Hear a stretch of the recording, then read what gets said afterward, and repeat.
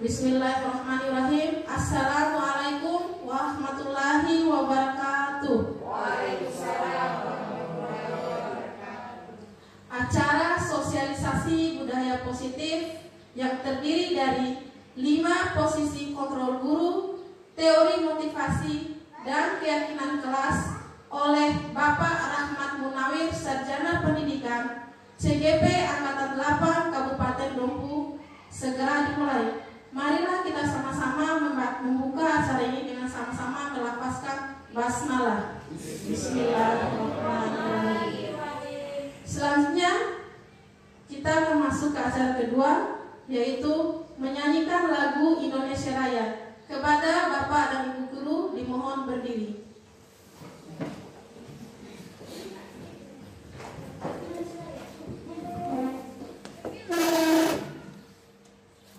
Hiduplah Indonesia. Indonesia tanah airku, tanah tumpah darahku. Di sanalah aku berdiri, jadi padu hidupku. Indonesia bangsaku, bangsa dan tanah airku. Marilah kita berseru, Indonesia bersatu. Hiduplah tanahku, hiduplah negeriku, bangsaku, rakyatku semuanya. Bangunlah jiwanya, bangunlah badannya untuk Indonesia Raya. Indonesia Raya, merdeka, merdeka, jatuh negeriku yang ku cinta. Indonesia Raya, merdeka, merdeka, hiduplah Indonesia Raya. Indonesia Raya, merdeka, merdeka, tanahku, negeriku yang ku cinta. Indonesia Raya, merdeka, merdeka, hiduplah Indonesia Raya.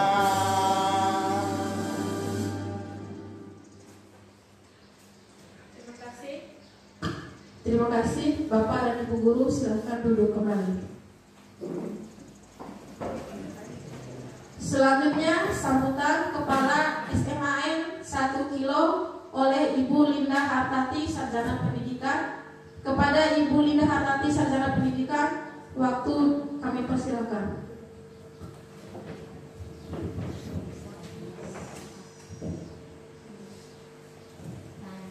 Terima kasih. Bismillahirrahmanirrahim. Assalamualaikum warahmatullahi wabarakatuh. Alhamdulillah, alhamdulillahirabbil alamin. Wassalatu wassalamu ala asrafil anbiya'i wal mursalin wa ala alihi wa ashabihi ajmain, amma ba'd. Marilah tak henti-hentinya kita mengucapkan puja dan puji syukur hadirat Allah Subhanahu wa ta'ala, Tuhan yang Maha Esa, yang selalu melimpahkan rahmat serta karunia-Nya kepada kita semua, sehingga pada hari ini kita bisa hadir di ruangan guru guna mengikuti sosialisasi budaya positif yang akan disampaikan oleh rekan guru kita, Bapak Rahmat Munawir, Sarjana Pendidikan, calon guru penggerak Angkatan 8 Kabupaten Dompu. Salawat serta salam kita haturkan kepada junjungan alam Nabi besar Muhammad Sallallahu Alaihi Wasallam. Berkat tuntunan beliaulah sehingga kita bisa membedakan mana yang hak dan mana yang batil. Semoga kita semua yang hadir pada hari ini mendapatkan syafaat dari beliau nanti di yaumil akhir. Bapak, Ibu guru yang saya hormati, Saya ucapkan terima kasih yang sebesar-besarnya atas keluangan waktu Bapak Ibu Guru guna mengikuti kegiatan sosialisasi budaya positif yang akan disampaikan oleh rekan kita. Sebetulnya ini kegiatan yang luar biasa dan sangat diperlukan oleh sekolah. Program ini adalah program yang cukup bagus karena budaya positif memang harus terus dijalankan, terus diterapkan di sekolah kita yang tercinta ini. Apalagi kita sudah memasuki kurikulum merdeka. Ya, kurikulum merdeka inilah upaya kita bagaimana terus membangun karakter di dalam lingkungan SMA Negeri 1 Kilo. Budaya positif ini bukan hanya untuk siswa, tetapi semua budaya positif juga harus Bapak Ibu Guru terus menerapkan di dalam lingkungan sekolah maupun pada saat proses melaksanakan pembelajaran. Bapak Ibu Guru yang saya hormati, apapun yang disampaikan oleh rekan kita Bapak Rahmat Munawir, mohon diperhatikan dengan baik, dan jika ada hal-hal yang tidak dipahami boleh ditanyakan supaya kita bisa mengambil ilmu dari apa yang telah diperoleh oleh rekan kita selama mengikuti calon guru penggerak.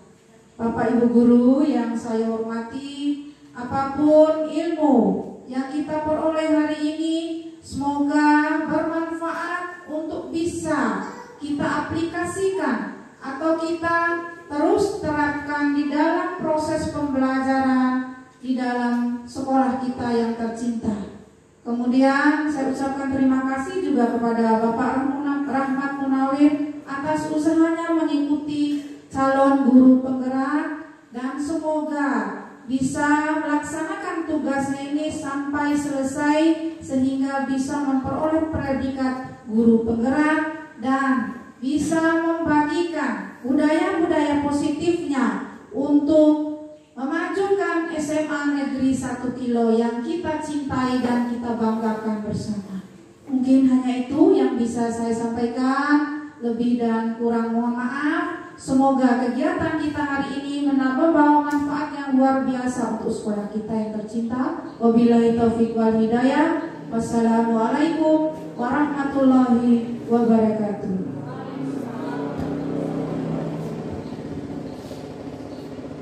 Kepada Ibu Linda Hartanti, Sarjana Pendidikan, kami ucapkan terima kasih. Selanjutnya penyampaian materi dari Bapak Rahmat Munawir, Sarjana Pendidikan, CGP Angkatan 8 Kabupaten Dompu. Kepada Bapak kami silakan. Mohon berkenan. Baik Bapak Ibu, terima kasih atas waktu dan kesempatannya. Sebelum kita mulai materi kita, saya ingin mengajak Bapak Ibu untuk biar lebih semangat kita ya. Kalau saya bilang selamat pagi, nanti Bapak Ibu bilang pagi, tetap semangat luar biasa. Terus nanti saya bilang lagi SMA Negeri 1 Kilo, maju bersama, hebat semuanya. Bisa dipahami Bapak Ibu? Baik, bisa kita mulai. Selamat pagi.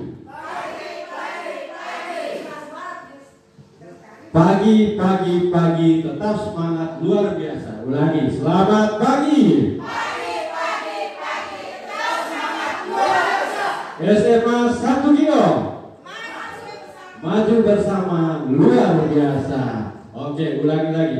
SMA 1 Kilo, Maju bersama luar biasa. terima kasih, tepuk tangan untuk kita semua yang ada di ruangan ini. Baik Bapak Ibu, kita langsung saja ke materi kita hari ini. Saya mohon untuk persiapkan dulu slide.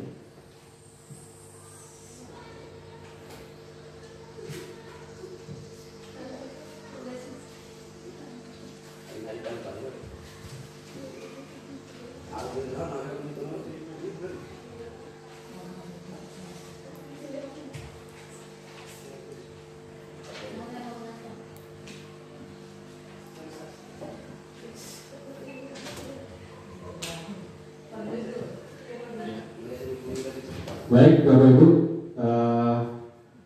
ini ada slide yang sudah saya buat. Saya ingin memulai kegiatan kita hari ini.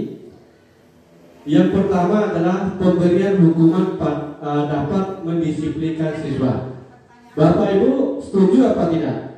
Kalau pemberian hukuman dapat mendisiplinkan siswa, tergantung hukuman seperti apa. Ya, kita biasakan angkat tangan Bu ya, biar komunikatif kita.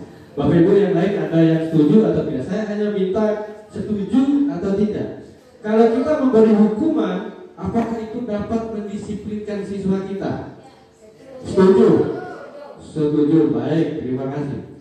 Yang selanjutnya, pemberian hadiah dapat meningkatkan prestasi siswa. Setuju nggak? Setuju. Luar biasa. Yang ketiga, seorang guru harus mampu memberikan solusi di setiap permasalahan siswa. Harus. Oke. Ada yang berpendapat lain? Ya, baik, harus. Yang terakhir, guru berperan sebagai teman bagi siswa. Yes. Baik, Bapak Ibu. Luar biasa ya. Saya di sini kita sama-sama belajar ya. Ya, saya berbagi di sini karena saya yang lebih dulu membaca dan belajar. Mohon izin Bu Kepala, sebenarnya kita sama-sama belajar di sini, tapi saya membagikan apa yang sudah saya baca kemarin ya. Dan kita hari ini adalah kita masing-masing bisa sharing ya, bertukar pendapat. Baik, di slide selanjutnya ini teori motivasi dan perilaku manusia. Baik, kita nanti akan buktikan apakah yang kita setuju itu benar menurut teori para ahli ya pada pendidikan ini. Yang pertama, ada motivasi eksternal dan motivasi internal. Motivasi internal dari diri murid. Nah, ternyata untuk menghindari ketidaknyamanan atau hukuman, apa yang akan terjadi apabila saya tidak melakukannya? Nah, Bapak Ibu, motivasi eksternal ini ternyata tidak berdampak pada jangka panjang. Nah, jangka panjang yang dimaksud adalah siswa ketika kita memberi hukuman, ya, dia hanya memberikan memberikan efek jerah pada saat itu. Misalnya, Bu, ya bersifat sementara, tetapi jangka panjangnya itu tidak dapat kita jamin bahwa dia itu akan berubah. Misalnya seperti ini, seorang siswa dia datang terlambat. Kemudian di depan gerbang itu kita beri dia hukuman. Kita jemur dia di depan jalan itu sampai jam 9 misalnya. Pada keesokan harinya dia memang akan mengalami efek jerah. Dia tidak akan mengulangi lagi. Tetapi pada jangka yang panjang itu tidak akan merubah dia. Dia hanya takut kepada guru tersebut yang memberi hukuman ternyata. Dalam teori motivasi, memberi hukuman terhadap siswa itu hanya berdampak pada jangka pendek saja, tidak berdampak pada jangka panjang. Nah, kemudian untuk mendapatkan imbalan dari orang lain atau institusi, apa yang akan saya dapatkan apabila saya melakukannya? Ini juga lahir pada motivasi dari luar. Nah, motivasi dari luar ini sekali lagi ketika kita memberi imbalan. Nah, kemudian keesokan harinya kita berdiri lagi di depan gerbang, Bapak Ibu. Datang lagi siswa yang lain terlambat. Nah, kemudian kita memberi hadiah. Maukah kamu untuk datang cepat besok? Saya akan beli kamu bakso misalnya. Ini nanti saat traktir kamu bersama teman-temannya, kalian saya akan mentraktir baksonya. Oh, senang sekali dia.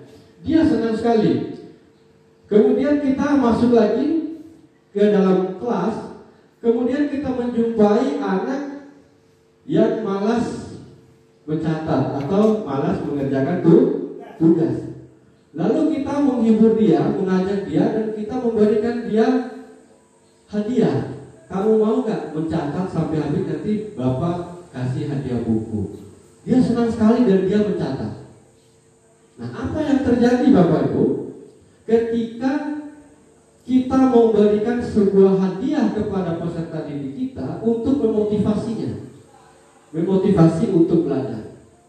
Ya, percaya atau tidak, kita sudah dalam tidak sadar kita sudah membuktikan bahwa motivasi eksternal itu hanya berdampak pada jangka pendek saja. Bayangkan Bapak Ibu, kalau besoknya kita kehabisan uang untuk beli bakso. Bayangkan kita kehabisan permen atau kehabisan buku. Ya kan? Mereka itu siswa kita akan merasa kecewa Bapak Ibu. Dia akan merasa kecewa dan sudah tidak ada lagi semangat untuk belajar. Ya. Nah ini ternyata, lanjut Pak slide-nya. Ya, ternyata memberi hadiah itu ternyata itu adalah sebuah hukuman. Menghukum siswa pada jangka panjang. Ya, nanti bisa kita diskusikan. Kita kembali ke Ki Hajar Dewantara. Menurut Ki Hajar Dewantara, merdeka itu artinya tidak hanya terlepas dari perintah, akan tetapi juga cakap buat memerintah diri sendiri. Artinya, yang harus kita munculkan pada siswa itu adalah motivasi dalam diri atau motivasi internalnya. Nah, kita dalam kurikulum Merdeka Belajar, kita tidak boleh, yang pertama kita tidak boleh menghukum siswa. Yang kedua, kita tidak boleh memberi hadiah atau penghargaan yang berlebihan sehingga itu membuat motivasi jangka pendek. Nah, apa yang akan kita lakukan? Ya, kita harus memberikan motivasi internal, yaitu motivasi yang tumbuh dari kesadaran diri anak tersebut. Nah, jadi itu tadi penghargaan yang bersifat pemukul, penghargaan mengurangi ketepatan, penghargaan tidak efektif, penghargaan merusak hubungan. Kalau sudah besok dia sudah rajin, tapi kita kehabisan untuk dia beli bakso, itu akan merusak hubungan. Kita akan merasa tidak enak pada siswa tersebut, dan siswa juga sudah merasa kecewa sehingga merusak hubungan. Nah, ini kalau kita memberi hadiah pada siswa, tidak menepati janji, ya kan? Janjinya kalau kamu rajin, saya akan beli kamu bakso. Ya. Setelah kita besok lagi dia rajin lagi beberapa minggu, tapi kita tidak lagi memberikan dia bakso, dia akan kecewa. Semangat dan motivasinya akan hilang jangka panjang itu. Nah, begitu Bapak Ibu. Nah, lanjut Pak. Lanjut. Ya. Lanjut lagi. Nah, ini hukuman atau konsekuensi. Jadi hukuman dan konsekuensi itu Bapak Ibu beda ya. Ada hukuman, ada konsekuensi. Nah, ini ada beberapa kalimat ya, tindakan guru. Yang pertama, mencatat 100 kali di dalam buku kalimat, saya tidak akan terlambat lagi karena terlambat ke sekolah.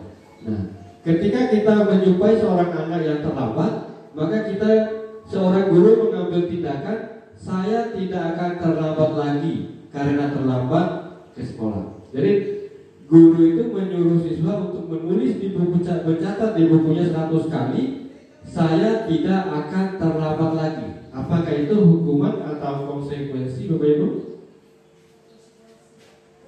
Konsekuensi. Baik.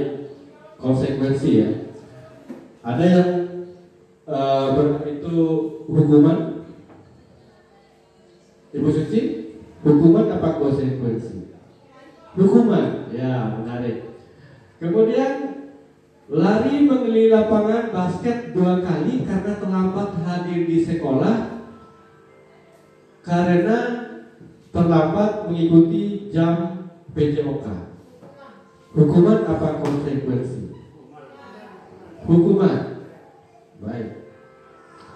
Murid diminta untuk push up 15 kali karena tidak menggunakan masker ke sekolah. Hukuman atau konsekuensi? Hukuman. Konsekuensi, Bapak.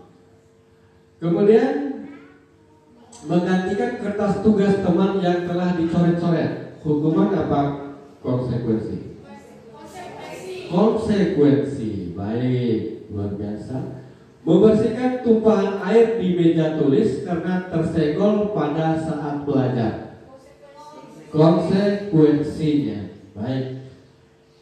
Murid disuruh untuk tidak menggunakan sepatu seharian di sekolah karena tidak menggunakan sepatu hitam. Nah, aturan sekolahnya harus menggunakan sepatu hitam, tapi dia tidak menggunakan sepatu hitam. Terus dia disuruh tidak menggunakan sepatu hitam seharian. Itu hukuman apa konsekuensi? Konsekuensi.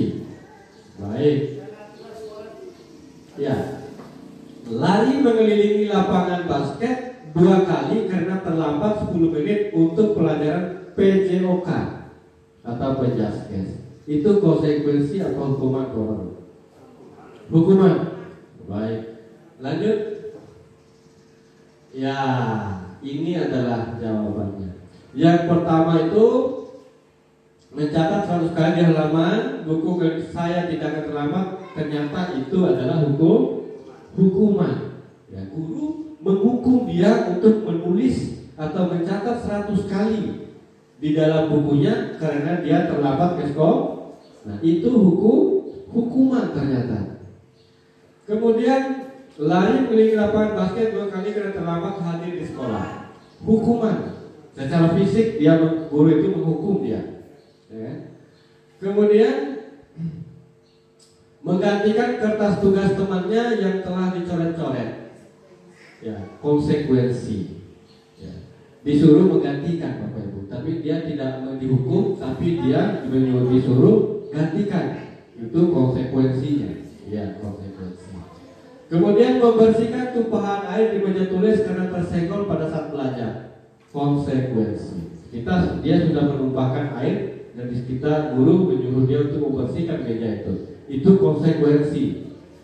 Kemudian murid disuruh untuk tidak menggunakan sepatu seharian di sekolah karena tidak menggunakan sepatu. Lalu diam-diam kita tanpa sepengetahuan dia, kita langsung melaporkan dia ke wali kelas atau guru BP. Ya kan? Nah, itu tidak boleh juga sebenarnya dilakukan. Yang harus kita lakukan posisinya adalah sebagai manajer. Manajer itu kita langsung memberikan solusinya atau menuntut anak itu untuk bagaimana memperbaiki diri, memperbaiki kebiasaan-kebiasaannya. Kita harus bisa memotivasi anak dalam dirinya, yaitu memberikan tanggung jawab dan sebagainya. Makanya Bapak Ibu, saya sangat penting di kita ini adalah kita membentuk atau membuat dalam kesepakatan kelas. Ini adalah kesepakatan kelas, ini adalah kekuatan kita sebenarnya dalam mengembalikan siswa. Apa tujuannya? Yaitu menjadikan siswa yang bertanggung jawab atau beriman dan sebagainya. Jadi kita kembalikan anak itu ke profil pelajar Pancasila. Ya, jadi keyakinan kelas itu ada termuat profil pelajar Pancasila, profil pelajar Pancasilanya di keyakinan kelas itu. Nah, lewat keyakinan kelas inilah kekuatan kita supaya anak ini benar-benar menjadi pelajar yang berprofil Pancasila.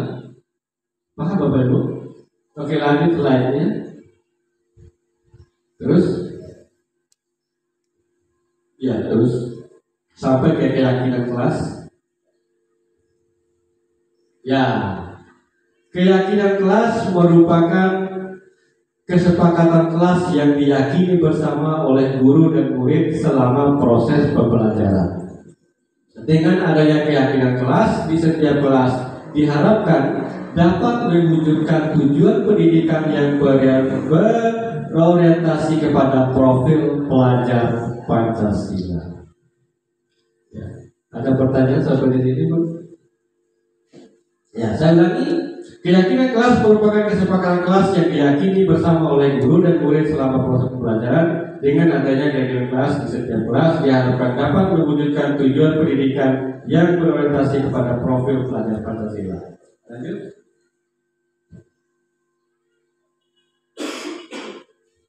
Ya, ini adalah proses pembuatan keyakinan kelas. Nah, pertanyaan kita, bagaimana cara membuat keyakinan kelas? Ini proses pembuatannya itu yang pertama kita berdiskusi dengan murid. Apa yang didiskusikan? Yaitu tentang kesepakatan yang akan kita kesepakati bersama, yang kita akan jalani bersama dalam proses belajar mengajar kita sampai ke depan. Itu yang didiskusikan, ya kan? Kemudian yang kedua mencatat. Apa yang dicatat? Mencatat hal-hal yang kita anggap penting dan perlu disepakati. Yang ketiga merumuskan keyakinan. Ya, merumuskan keyakinan ini, ya, Bapak Ibu, kita merumuskan kepada hal-hal yang positif, ya, yang tertuju pada profil pelajar Pancasila, ya. Kemudian meninjau ulang, ya. Meninjau ulang ini artinya kita mengevaluasi lagi dalam prosesnya, kemudian panjang dan pendeknya kalimatnya, kemudian ditandatangani. Siapa yang ditandatangani? Itu ditandatangani oleh pengurus kelas dan kita sendiri, dan bisa disahkan oleh kepala sekolah. Itu yang menjadi pegangan kita. Pegangan kita supaya ketika anak murid kita itu melakukan sebuah pelanggaran, maka kita kembalikan dia kepada keyakinan kelas. Kita kembalikan dia ke sana dalam penanganan kasus atau segitiga restitusi. Karena itu kesepakatan yang dia dengan kita, janjinya murid pada bapak ibu gurunya. Ya, dia harus bertanggung jawab, ya kan? Maka dia harus memperbaiki dirinya dan terus mengikuti apa yang dia yakini yang akan dia lakukan dalam proses belajar mengajar. Sampai di sini bisa dipahami, Bapak Ibu? Ya, insya Allah bisa. Lanjut.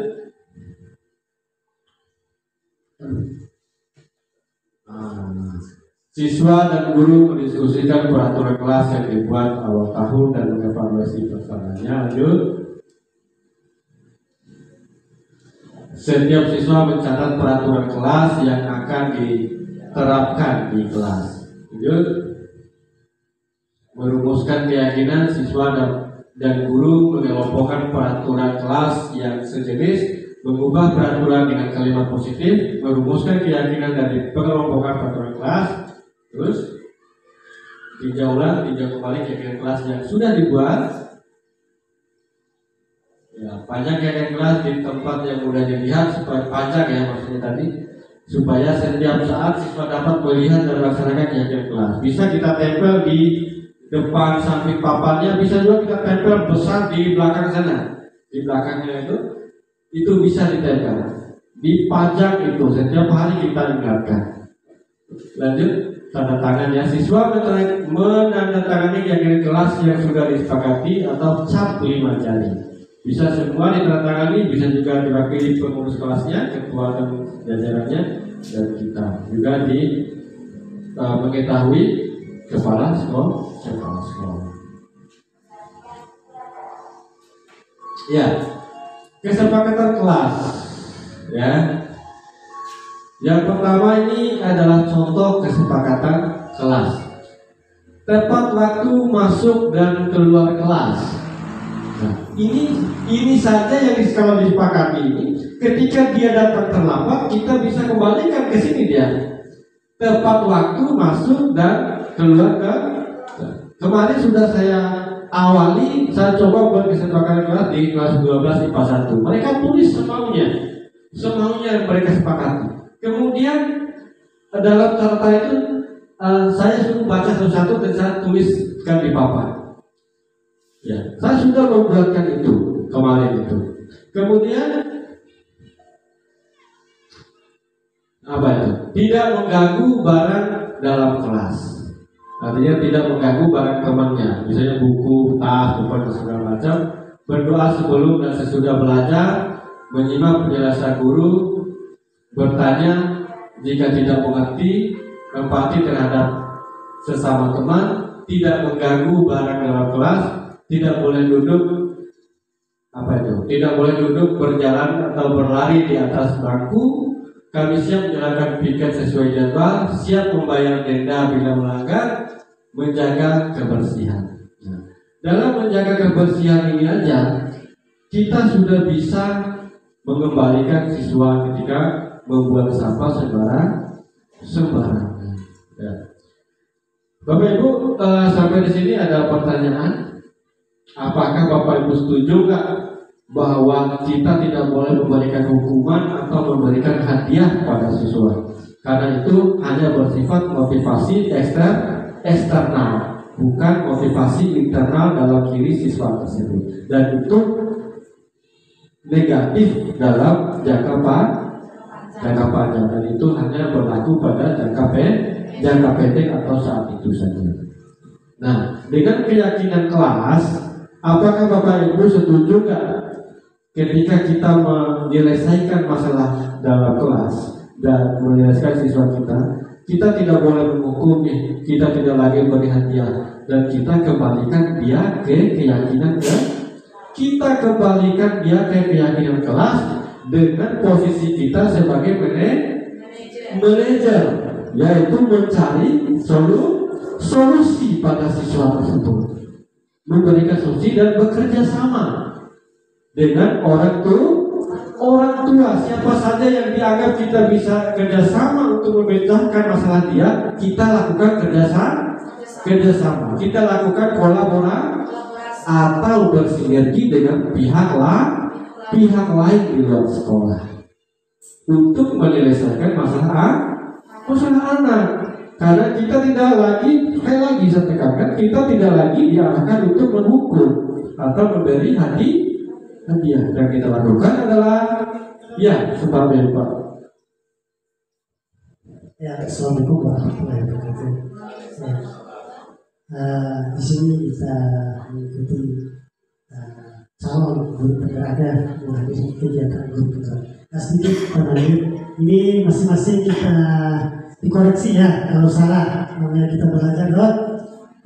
Saya tertarik dengan apa yang Pak Nawir lakukan tadi, yaitu menyusun segitiga restitusinya. Jadi di sini kita punya pengalaman kemarin Pak Nawir. Terus terang sangat tertarik juga saya dengan hal ini. Kenapa? Kemarin kita pernah lakukan contoh siswa yang terlambat kita hukum dan sebagainya.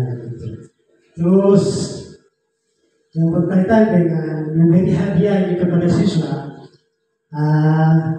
terus terang kita sudah lakukan kemarin, tapi dalam benar apa yang Pak Nabi bilang, jangka panjangnya tidak ada.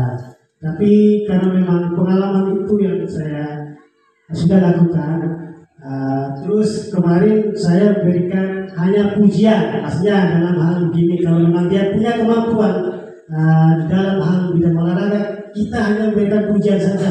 Artinya posisi anak-anak itu tidak selamanya tergantung kepada kita.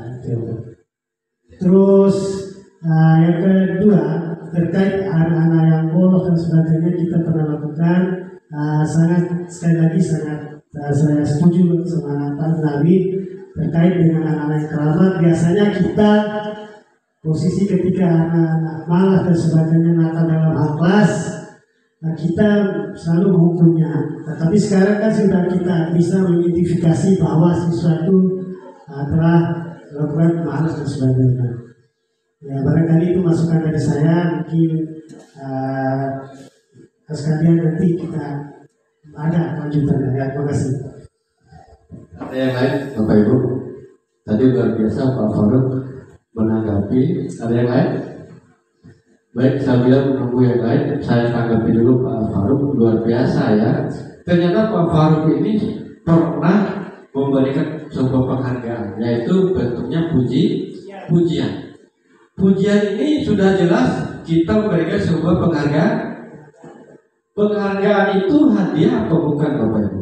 Saya tanya dulu. Kalau kita memberi penghargaan, kalau pujian itu sebuah penghargaan, apakah penghargaan itu bisa dikatakan hadiah atau imbalan atau tidak? Hah? Ya, hadiah ya. Nah, kalau hadiah kalau kita sepakat bahwa memuji itu adalah penghargaan, kalau penghargaan itu adalah hadiah, maka hadiah itu dalam teori Gusel tadi, hadiah itu sama halnya kita dalam posisi penghukum. Kita menghukum siswa. Kenapa? Apakah kita harus memuji dia secara terus-menerus? Apakah pekerjaan kita guru hanya memuji siswa? Tidak. Kita hanya menuntut siswa. Kemudian kita hanya kalau ada masalah kita memberikan solusi posisi kita sebagai manajer. Kalau memuji itu posisi kita sebagai penghukum tadi. Ya. Memuji itu ingat posisi kita itu masih di posisi penghukum. Posisi kita yang seharusnya yang ideal, yang saya sering bagikan share di pojok guru itu adalah manajer, pemberi solusi atau pemberi motivasi kita internal dalam diri. Oke. Waalaikumsalam. Ayo silakan Ibu.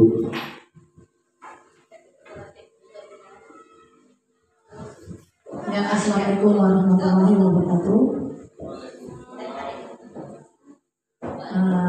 Ini Pak Munawir, di dalam kelas itu di saat jam matematika itu sendiri seringkali siswa yang enggan untuk mengerjakan tugas mungkin karena matematika itu sendiri mungkin dirasa beratkan oleh siswa.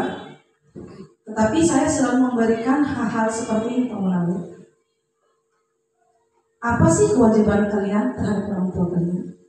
Orang tua sudah melaksanakan sebegitu banyak kewajiban kalian terhadap anak. Contoh, kalian datang sekolah diberikan motor atau diberikan motor. Yang kedua, karena ini adalah zamannya 4G dan sebagainya, HP yang Android orang tua berikan. Yang ketiga, uang jajan. Setiap hari kalikan 10.000 saja atau 5.000. Dikalikan per minggu berapa uang jajan? Begitu banyak. Terus pagi harinya mungkin kalian tidak sempat setrika baju, disetrikain oleh orang tuanya.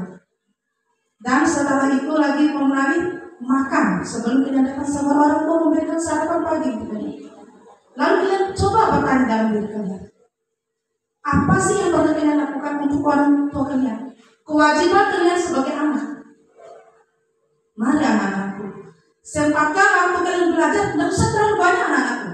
Jangankan 1 jam, berapa menit pun itu sangat bangga untuk orang tua kalian. HP, jangan kalian, kalau kita sudah mindsetnya negatif, HP itu bisa negatif. Kalau kalian sudah berpikirnya akan membuka hal yang positif di HP itu, semuanya akan hal yang positif. Artinya apa anakku? Mari kita manfaatkan hal-hal yang sudah dunia canggih dan IT ini. Kalian buka saja matematika, misalnya tentang bilangan. Di YouTube itu kalian ketik bilangan, akan muncul tren tentang bilangan.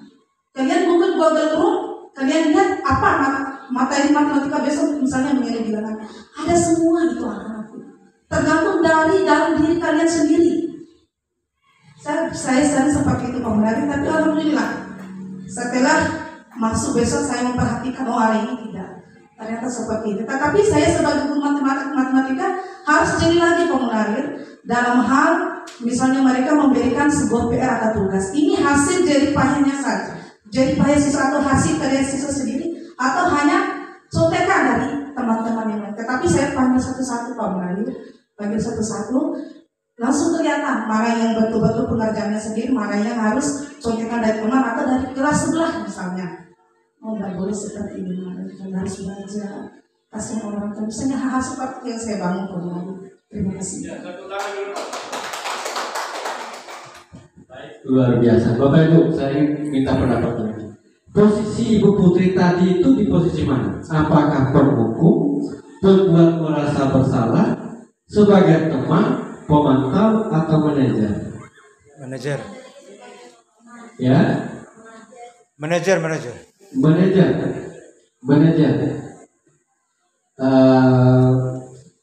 Ibu Putri, posisi Anda tadi itu, Ibu Putri tadi, posisi mana menurut Ibu Putri sendiri? Kalau manajernya mungkin belum sampai ke situ. Ya. Nasihat itu bisa membuat merasa bersalah. Jadi ke manajernya belum. Ya, jadi Ibu Putri belum menuntut anak itu untuk benar-benar menemukan solusi masalah pada anak itu. Hanya membuat anak itu merasa bersalah karena sudah menyusahkan orang tuanya dengan menyia-nyiakan HP yang dibelikan, kemudian uangnya belanjanya itu sia-sia. Jadi merasa bersalah anak itu sehingga mengakibatkan anak itu secara psikologisnya bisa mengalami minder dan sebagainya. Yang harus dilakukan Bapak Ibu adalah sekali lagi posisi kita sebagai manajer menemukan solusi pada masalah pada anak itu. Baik, terima kasih. Kembali ke tadi Pak, keyakinan kelas, karena kita terakhir kegiatan kita ini adalah membuat keyakinan kelas. Baik, sambil saya bagikan. Ya, keyakinan kelas ya. Jadi keyakinan kelas ini saya ingin Bapak Ibu itu berperan sebagai murid. Jadi kelas seperti apa yang Bapak Ibu inginkan ya teman-teman. Saya bagikan dua tempat.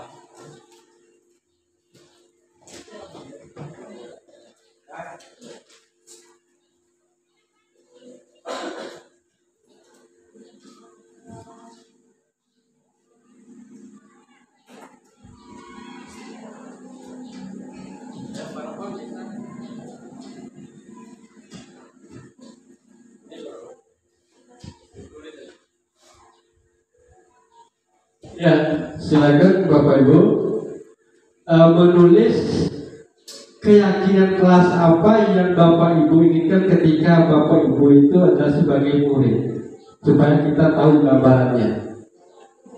Ya. Oh, kan teman-teman. Ayo dari kembali ke contohnya tadi, ke contohnya.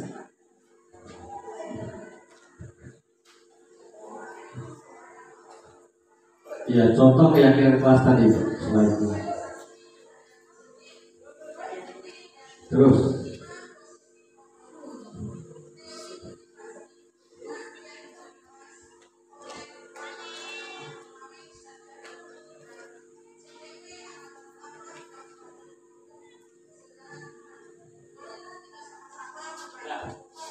Tapi jangan begitu, itu hanya contoh saja.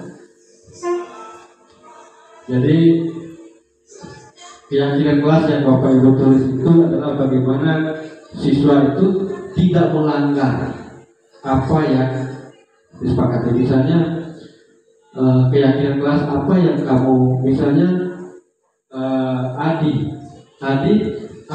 apa yang kamu inginkan dalam proses belajar ini? Proses pembelajaran seperti apa, aturan atau kesepakatan yang harus kita kesepakati supaya kita ikuti bersama. Saya ingin, satu saja nanti bisa diperbaiki kita. Ya, sampai Bapak Ibu ditulis.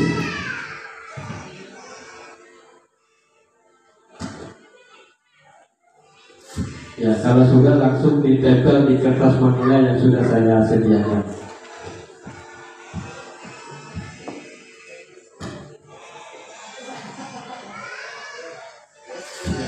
langsung ditebak ya.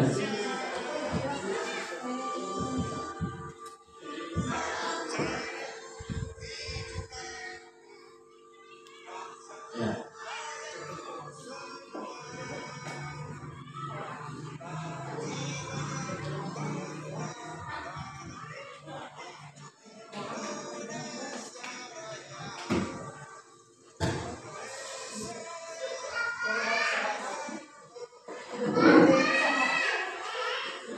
Ayo silakan Bapak Ibu ditebak di depan bagi yang sudah. Jadi berdoa sebelum dan sesudah belajar, menyimak atau penjelasan guru, bertanya jika tidak mengerti, empati terhadap sesama teman, tidak mengganggu barang dalam kelas, tidak berduduk atau berjalan atau berlari di depan bangku.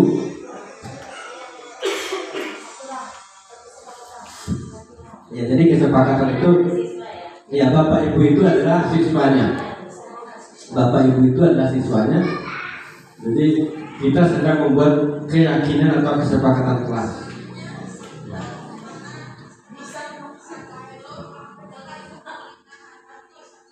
Ya, terima kasih.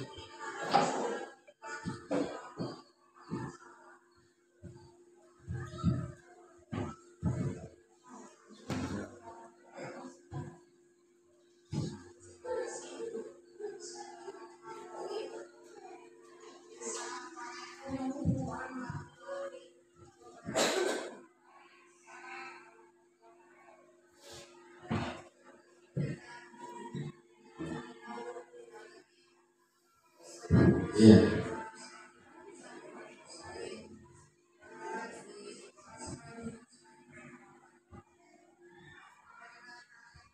Sudah.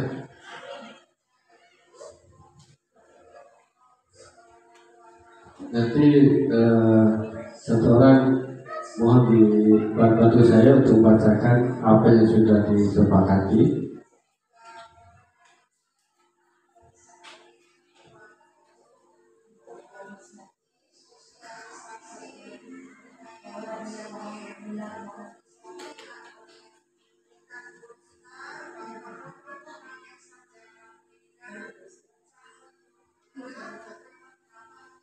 Sudah Pak Baru?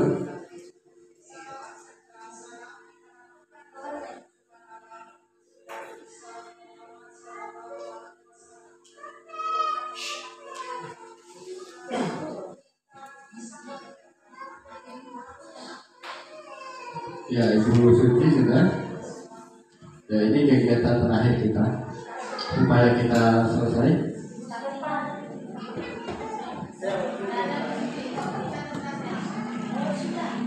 Sudah.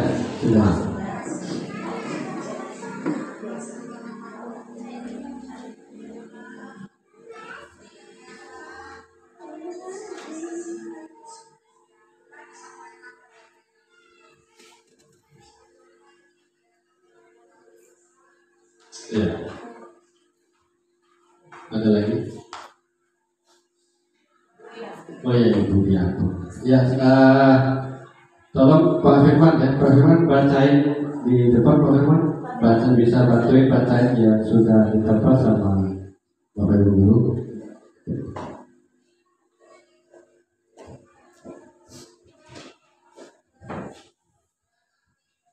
Tidak ada nama ini.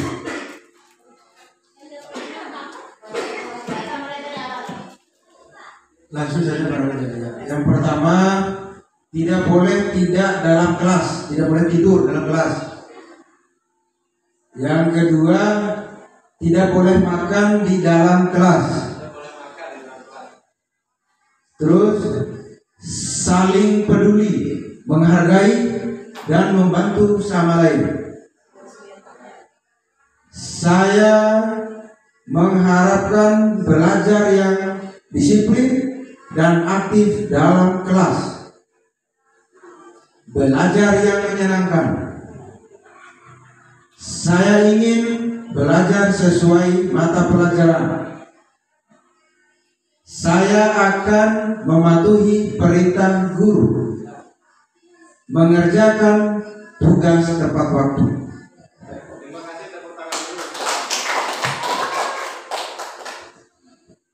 Ya, terima kasih Pak Firman, saudara pendidik.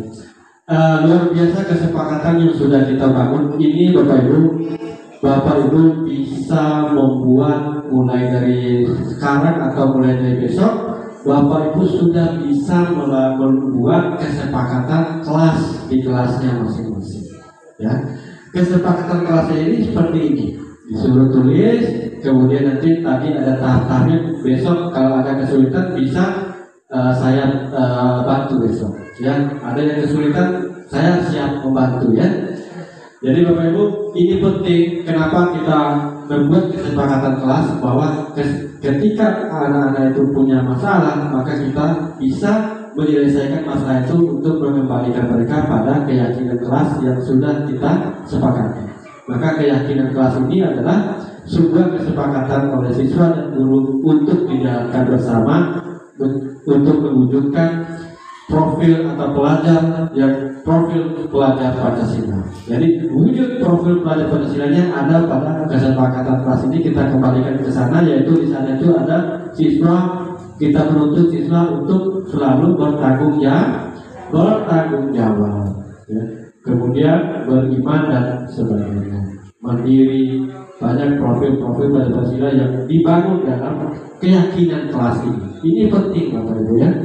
Ya, insya Allah besok kalau ada yang sudah mulai membuat keyakinan kelas di kelasnya, ada pun kesulitan bisa nanti saya akan bantu, siap membantu Bapak Ibu ya. Baik, terima kasih Bapak Ibu sudah hadir dan mengikuti kegiatan sosialisasi budaya positif ini. Mudah-mudahan kegiatan ini bermanfaat bagi Bapak Ibu.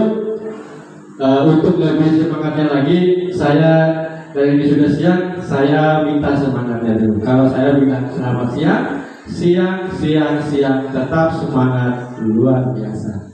SMA 1 kilo, maju bersama, hebat semua. Oke? Baik. Siap Bapak Ibu? Untuk sebagai kegiatan penutup kita, selamat siang. Ulangi lagi ya, ini kalau sudah siang ini makin loyo ya. Ulangi, selamat siang. SMA 1 kilo, maju bersama, hebat semua. Tepuk tangan untuk kita semua. Baik, terima kasih Bapak Ibu. Akhirnya kegiatan sosialisasi dan guru CGP berbagi dalam budaya positif ini merupakan kegiatan aksi nyata saya terakhir di modul 1, dan insya Allah selesai ini dan saya akan sudah masuk ke modul 2.1. Ya, doakan saya semoga bisa selesai ini. Mudah-mudahan kegiatan ini bermanfaat. Akhirnya saya tutup. Wabillahi taufiq wal hidayah. Wassalamualaikum warahmatullahi wabarakatuh.